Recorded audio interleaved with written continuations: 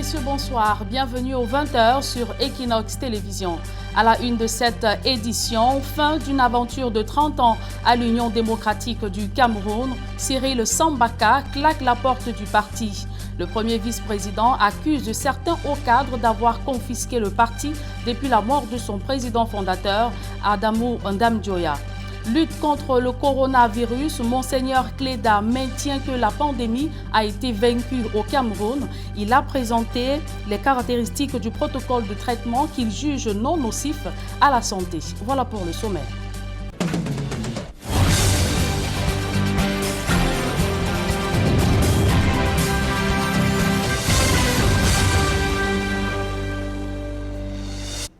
Une fois de plus, bonsoir à tous, mesdames et messieurs. Merci de rester fidèles sur Equinox Télévision. Ouvrons ce journal par ce drame survenu à Yaoundé. Une dame perd la vie dans un accident de la circulation. Son véhicule a fait une chute du haut de l'échangeur à la sortie de Yaoundé-Douala. La conductrice aurait paniqué suite au klaxon strident d'un camion. Le récit des faits, c'est avec Emmanuel Diop et Gizogo. En Van, un quartier situé au cœur de la capitale Yaoundé, connu pour ses nombreuses agences de voyage qui desservent les capitales politiques et économiques du Cameroun, le premier échangeur de la route qui dessert ce secteur est loin de faire le bonheur des automobilistes. La dernière victime de cette route est une femme présentée comme l'épouse du capitaine Ludovic Ndoumou, laquelle y a perdu la vie après un accident. Environ de 11 heures quoi. Donc on était placé ici là, on voit que seulement la voiture, ça a d'abord éclaté la route devant. C'était éclaté, donc en plus elle était en vitesse. Elle n'arrive pas à maîtriser le volant. Il n'y avait pas le cale de l'autre là, le cale de. Ouais, les gars des fois il n'avait pas. Donc il était obligé de tomber, non. Donc tu vois que l'air qu'il avait tombé, il a fait d'abord 3 tournants avant qu'il arrive à terre. Donc la voiture est tombée sur elle. Les têtes étaient dehors. Donc le cerveau était éclaté. Malgré la gravité de la situation, rien n'y a fait. Il ne lui a été porté aucun secours. C'était vraiment étonnant. C'était vraiment étonnant. Donc, même nous-mêmes, on peut dire que l'heure qu'il avait fait l'accident, on devrait lui enlever dans la voiture vite. On ne sait jamais, peut-être elle peut être vivante ou bien non. Et la gendarmerie sont arrivés, sont dit non, on ne touche plus. On laisse comme ça jusqu'à les gens des Costans. Ils arrivent, ils ont fait leur Costan. C'est déjà trop tard. Donc on n'a plus encore rien à faire pour cette aile vraiment. Les témoignages des riverains font le constat d'une infrastructure routière peu sécurisée où les accidents sont récurrents. C'est là aussi, mais aussi en exergue, le laxisme de notre, des personnes qui nous gouvernent. Du moins, dans tout ce que nous pouvons penser comme infrastructure de développement. Si déjà au Cameroun aujourd'hui, après les indépendances, c'est que de tels accidents, des incidents puissent se produire au centre-ville, au centre-ville de la capitale. Mais c'est vraiment regrettable. C'est des scènes que nous vivons tous les jours, comme ce qui s'est passé hier, où la dame est tombée à partir du haut de l'échangeur. Qu'est-ce que vous voulez? Puisque quand un échangeur n'a pas de garde-fou, ça peut donner quoi? Ce n'est pas la première voiture qui tombe. Il y a un monsieur lundi dernier qui est tombé en pick-up. Dieu merci, celui-là n'a pas perdu de vie. En somme, c'est la politique infrastructurelle de nos villes qui est ainsi mise en procès. Opération Bamenda Clean, le trafic routier paralysé entre Douala et le nord-ouest. Les agences de transport reliant cette partie du pays ont presque cessé leurs activités du fait des fortes tensions nées de l'opération de ratissage des bandes armées. D'autres précisions, c'est avec Eric Fopoussi. Ambiance de cimetière au parc d'embarquement pour la ville de Bamenda à la gare routière de Bonabéry. Ici, les activités sont au ralenti.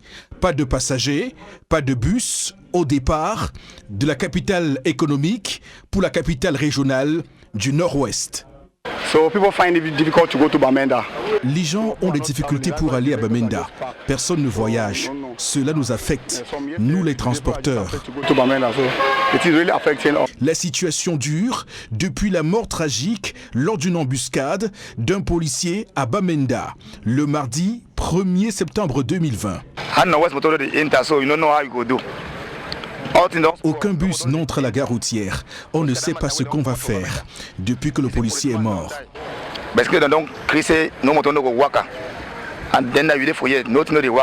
Désormais, la peur domine les esprits.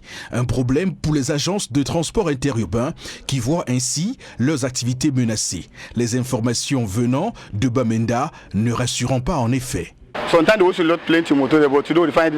Généralement, de nombreux bus vont à Bamenda, mais là, les gens ont peur de voyager, surtout lorsqu'ils entendent que les taxis et les mototaxis ne circulent pas là-bas.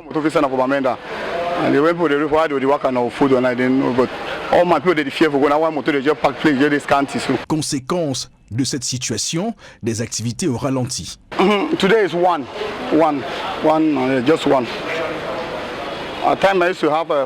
Aujourd'hui, juste une voiture a démarré pour Bamenda. Juste une voiture. C'est très grave.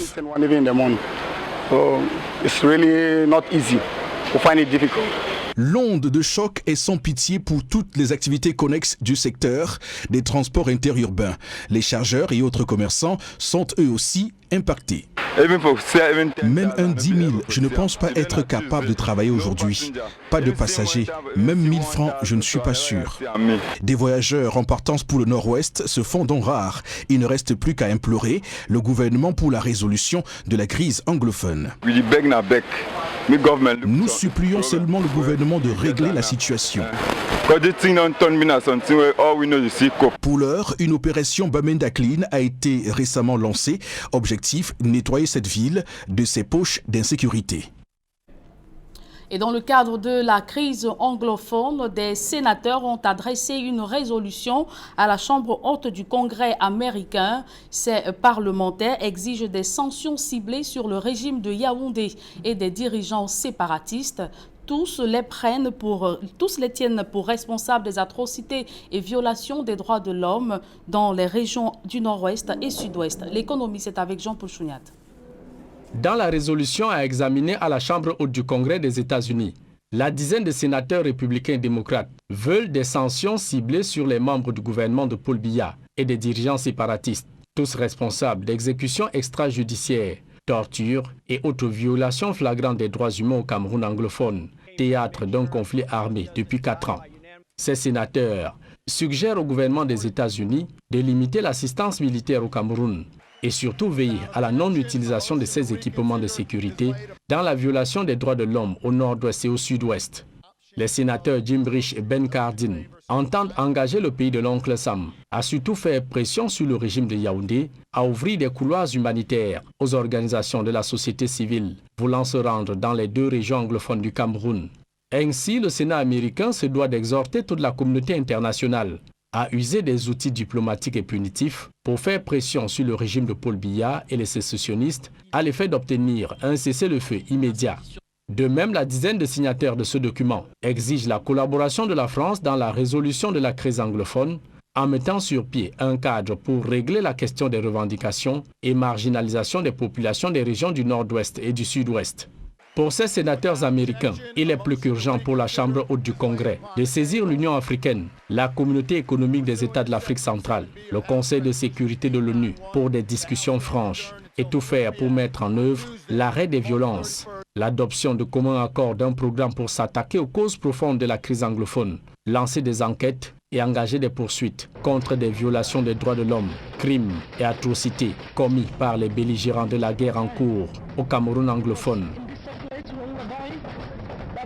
Parlons politique à présent. La crise de leadership qui couvait à l'Union démocratique du Cameroun a fini par exploser. Le premier vice-président Cyril Sambaka a annoncé sa démission cet après-midi à Douala. Devant les hommes de médias, celui qui aura milité plus d'une trentaine d'années aux côtés d'Amadou Ndamdjoya, président fondateur de ce parti, accuse des hauts cadres de cette formation politique d'avoir confisqué le parti depuis la disparition de ce dernier. À titre de rappel, en avril dernier, soit 2 mois après le décès du leader de ce parti, Patricia Tomaino Damjoya, députée à l'époque et maire de Fumban, avait tenu une réunion au cours de laquelle le bureau politique l'avait désignée présidente transitoire jusqu'à la prochaine convention du parti prévue en 2021. Réunion à laquelle Cyril Sambaka n'avait pas assisté. Depuis lors, des tensions se sont accentuées entre les deux cadres de l'UDC jusqu'à la démission de Cyril Sambaka ce jour. Je vous invite à l'écouter. Je vous annonce solennellement mon départ de l'Union démocratique du Cameroun, au sein duquel j'ai milité près de 30 ans. C'est une rupture qui est un déchirement, un crève-cœur, mais je le fais en toute connaissance de cause.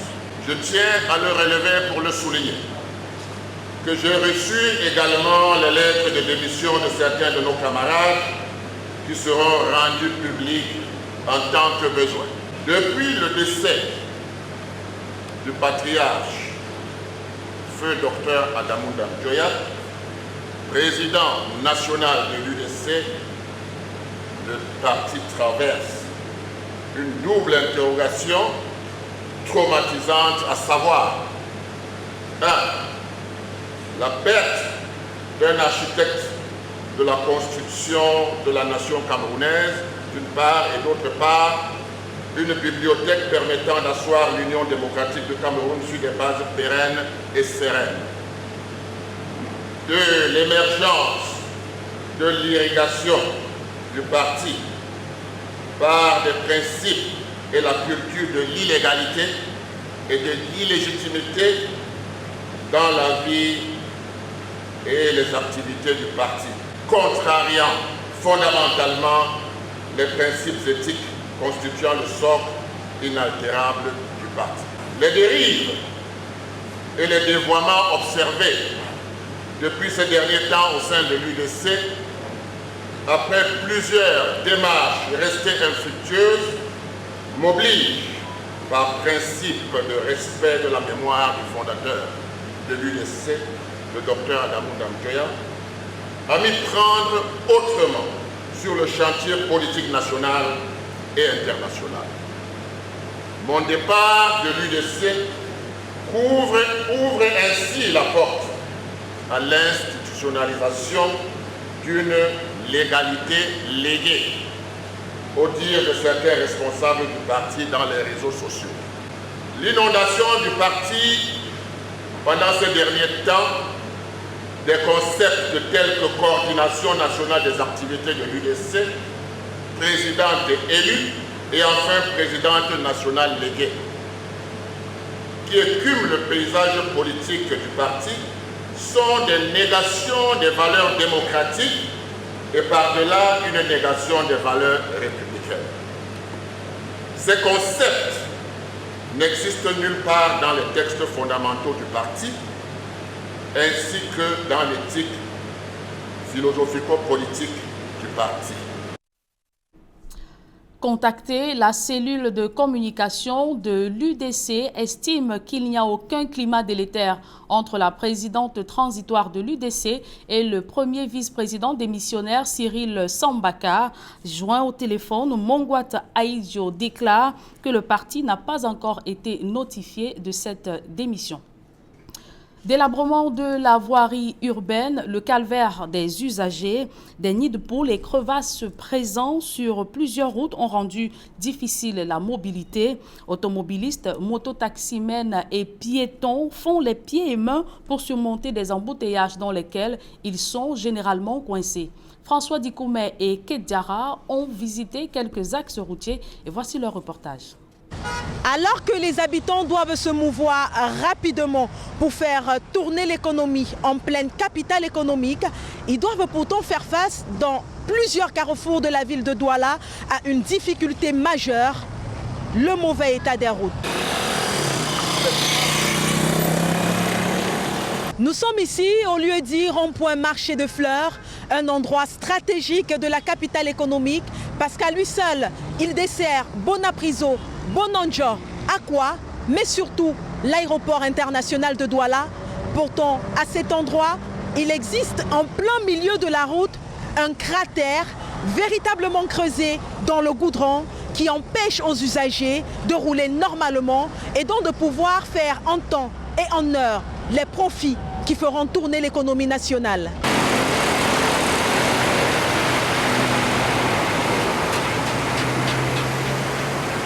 Nous sommes à Ronpoulin. Ronpoulin est situé dans le 5e arrondissement de Douala.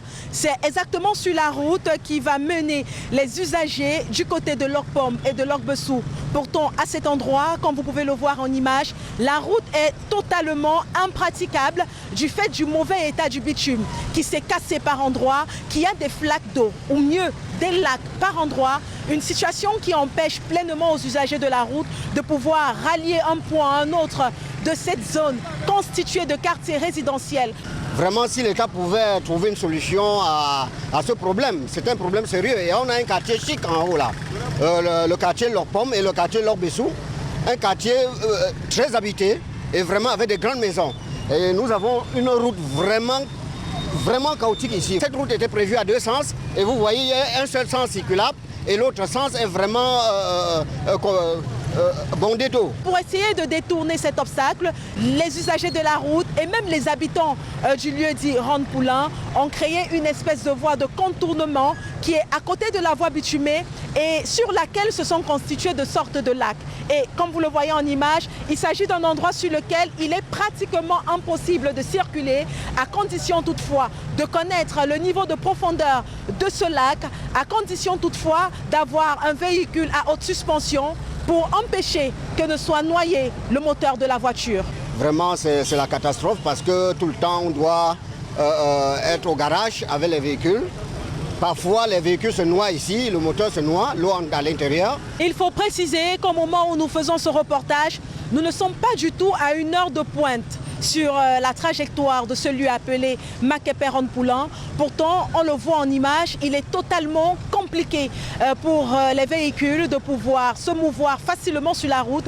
Les habitués de cette route nous parlent des embouteillages hors normes qui peuvent se produire ici sur de longs kilomètres pendant de nombreuses heures à cause du mauvais état de cette route. Vous pouvez carrément mettre 2 heures, 3 heures de temps ici, le soir lorsque vous rentrez du travail. Des embouteillages du matin jusqu'en soirée, il n'y a pas de temps vide que machin, des embouteillages terribles. Au cours de notre reportage sur le lieu dit Makepe-Ronpoulin, nous avons contacté la cellule technique de la mairie de Douala 5e qui nous annonce qu'un travail provisoire sera opéré sur la route de Ronpoulin-Makepe dans la nuit de ce 10 septembre 2020 afin tout de même de pouvoir faciliter les mouvements des populations sur cette voie en attendant que la mairie de la ville prenne le travail à bras le corps. Pour Equinox Télévision, depuis Makepe-Ronpoulin, nous sommes François Dikoumé et Ket Diara. Alors que les prévisions météorologiques annoncent de nouvelles fortes pluies à Douala et des inondations, par conséquent, le gouverneur de la région du littoral est descendu sur le terrain ce matin pour s'enquérir de la situation. Samuel Dieudonné Ivara Diboa est allé regarder ou visiter certaines zones à risque. Il a également profité de l'occasion pour s'assurer du bon déroulement de l'opération Ville propre. D'autres précisions dans ce reportage de Claude Eukwa, Sylvestre Zangao. La pelleteuse fouille les eaux à la vallée Bessek et à Douala 1er, avec pour objectif de retirer tous les objets qui obstruent le drain. Ce travail est fait en présence de Samuel Dieudonné Ivara Diboa, venu s'assurer qu'en cas de pluie, les eaux ne vont plus déborder ce drain, comme c'était le cas le 21 août dernier. Cependant, des riverains qui observent ces travaux émettent des réserves. Avant, il fallait un camion. Quand il l'appelle retire, on met en haut du camion et le camion va baigner. Tout ce qu'on fait là, quand il va pleuvoir, ça va rentrer à l'intérieur. Donc il fallait un camion. Autre coin de la ville de Douala qui a subi la furie des eaux le 21 août, c'est le quartier Mbania et son pont. Ici, le gouverneur de la région du littoral, s'adressant au maire de Douala 5e, veut s'assurer que les propriétaires des constructions au bord de ce drain ont déjà été informés de leur déguerpissement dans les prochains jours. Cap sur le lieu dit chefferie Bonapriso, à la frontière entre les arrondissements de Douala 1er et Douala 2e. Vivre ici, après les fortes pluies, est un vrai parcours de combattants, avec les inondations qui vont trouver les populations jusque dans leur lit. se saisissant de l'occasion que leur offre l'opération Ville la plus propre du Cameroun, lancée par le ministère du Développement urbain et de l'Habitat. Des jeunes du quartier se sont organisés pour curer les drains, sous le regard admiratif des autorités de la ville, notamment le maire de Douala II. Les jeunes de Bonapriso sont toujours à pied d'œuvre. Ils se moquent de nous que nous n'entrons pas dans le caniveau. Non, j'étais émerveillé. Ces enfants entrent vraiment. Mais face à ce sourire, certains jeunes de ce quartier doutent de la sincérité des autorités, nous confiant sous anonymat qu'après ce one-man show, comme ils le qualifient, devant les caméras, le gouverneur et sa suite ne reviendront que lorsque les eaux les auront une nouvelle fois envahis. À Bonasama, dans l'arrondissement de Douala 4e, Samuel Dodonné Vaha Diboua, comme pour tenter de répondre aux préoccupations des populations du lieu dit chefferie Bonapriso, prend lui-même un râteau. Les autorités de la ville de Douala sont donc une nouvelle fois descendues sur le terrain. Mais pour quel résultat par la suite, quand on sait que Douala et les inondations, le phénomène dure depuis des années. Les mêmes descentes sur le terrain, sans résultat, et les mêmes discours continuent de tourner comme les aiguilles d'une montre. Dans le cadre d'une bataille commerciale sur la location et l'utilisation d'un bateau, un opérateur économique réagit aux accusations formulées à son encontre. Engagé dans la procédure de location du bateau, il se défend d'avoir floué son partenaire. Xavier Foka nous en dit un peu plus. Du 7 septembre 2020, dans son édition d'information du 20h, Equinox Télévision diffusait dans un reportage les images de ce bateau qui serait arraisonné au port de Malabo par l'État équato-guinéen sur fond d'un litige l'opposant à un partenaire de cet État et relatif à un remorqueur. Une version battue en brèche par la partie adverse qui indique que le 29 décembre 2017, la douane équato-guinéenne a supprimé au port de Malabo le bateau dénommé Monte Blanco qui y a amarré sans aucune des autorisations préalables et a dressé un procès verbal de constat d'infraction. Et selon la loi équato-guinéenne, une telle infraction de première classe est assortie d'une pénalité de 30 millions de francs CFA. Le plaignant indiquait toujours dans le même reportage avoir tout mis en marche pour obtenir la libération du dit bateau. Un autre argument que rejette également l'autre partie. Selon elle, ce même 29 décembre 2017, le capitaine du navire et le représentant de la société Bush Marines International, faute de produire l'autorisation administrative d'amarrer au port de Malabo, ont été invités à se présenter au service de la douane aux fins de paiement de la pénalité requise et de régularisation de la situation du navire. Jusqu'à ce jour, les mises en cause n'ont pris aucune disposition dans ce sens, précise la partie adverse. Parlons santé à présent. Covid-19, doute sur les propriétés thérapeutiques des produits de la pharmacopée traditionnelle. Monseigneur Samuel Cléda a réitéré que ces produits ne présentent aucun effet secondaire, encore moins des substances nocives à la santé. L'archevêque métropolitain de Douala prend ainsi à contre-pied le gouvernement qui réchignait à prendre en compte les produits traditionnels dans le protocole de traitement de la Covid-19. Monseigneur Cléda s'est exprimé au cours d'une conférence de presse donnée à Douala. Je vous propose d'écouter les explications de l'archevêque métropolitain de Douala qui réitère que le coronavirus a été vaincu au Cameroun. Il s'exprime au micro de notre reporter Cédric Chouna. Mars à août 2020, 9071 patients ont bénéficié du protocole aussi bien au Cameroun qu'à l'extérieur, États-Unis, France, Belgique, Allemagne, Italie, Zambie, Gabon, etc. Le protocole traite donc efficacement le coronavirus avec le respect des normes de standardisation et du processus de fabrication. La mixture n'est pas toxique et ne produit aucun effet secondaire. Aucun patient n'a jamais présenté de malaise dans ce sens après avoir pris le traitement. Il faut bien observer qu'aucun décès n'a été enregistré parmi les patients qui ont pris le remède. Même les patients sous assistance respiratoire ont été sauvés. En conclusion, comme je l'ai dit lors de mes derniers propos, nous avons vaincu le corona au Cameroun. Mon équipe et moi comptons désormais orienter le protocole vers la prise en charge d'autres pathologies, en plus évidemment de la COVID-19.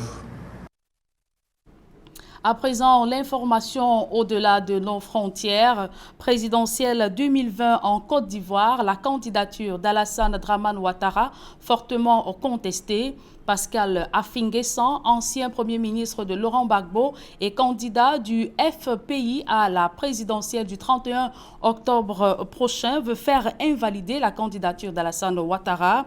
Blé Goudé, de son côté, milite pour un report de ce scrutin. Cependant, en Guinée-Conakry, la candidature d'Alpha Condé suscite des controverses dans le pays. La mouture internationale, c'est avec Gladys Sidi.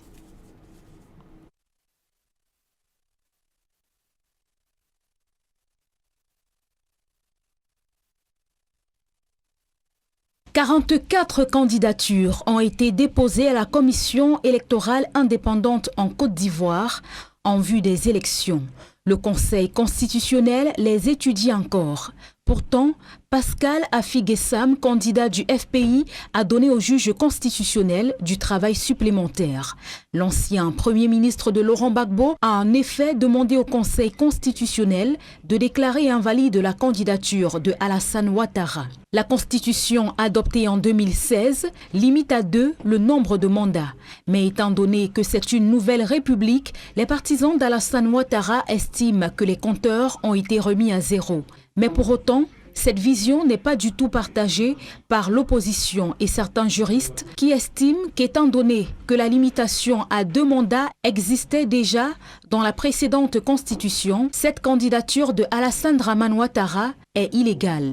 Par ailleurs, Charles Blé Goudé demande un report des élections. Il estime que dans ces conditions, aller à un scrutin serait aller droit dans un mur. La grandeur d'un leader se trouve dans sa transmission des valeurs qu'il lègue aux générations futures. C'est pourquoi je pense que ce n'est pas une bonne idée pour le président Ouattara de vouloir briguer un 3e mandat.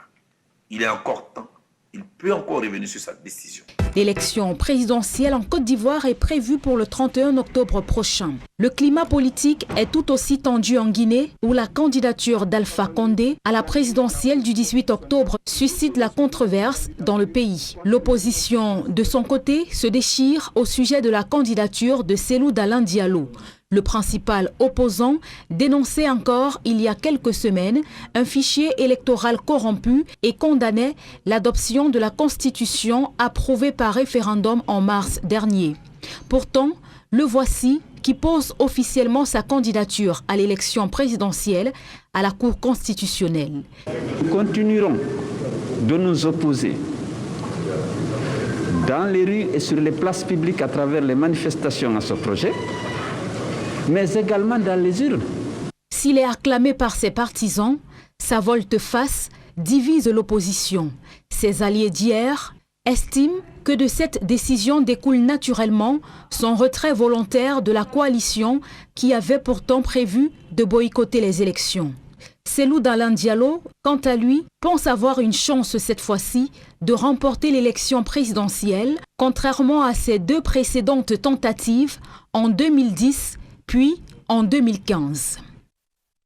Et cette note en sport avant de mettre un terme à cette édition du journal. Championnat d'Afrique des Nations, CHAN 2021. La CAF fixe la date de la phase finale de cette compétition du 16 janvier au 7 février 2021 au Cameroun.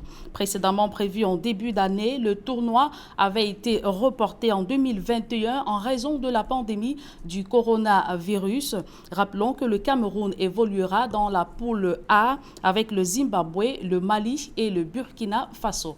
Mesdames et messieurs, c'est avec cette note que nous mettons un terme à cette édition du journal. Merci de l'avoir suivi. Retrouvez dans quelques secondes Serge Anotou pour la deuxième partie d'Equinox Soir. Serge Alain. Cyril Sambaka quitte le navire UDC. Serge Alain, après 30 ans d'un bel amour, Cyril Sambaka déchire l'acte de mariage avec l'UDC. Il a annoncé sa démission cet après-midi au cours d'une conférence de presse à Douala. Cyril Sambaka évoque comme raison de son départ la confiscation du pouvoir par certains hauts cadres de ce parti depuis la mort de son président fondateur, Adamou Ndamdjoya.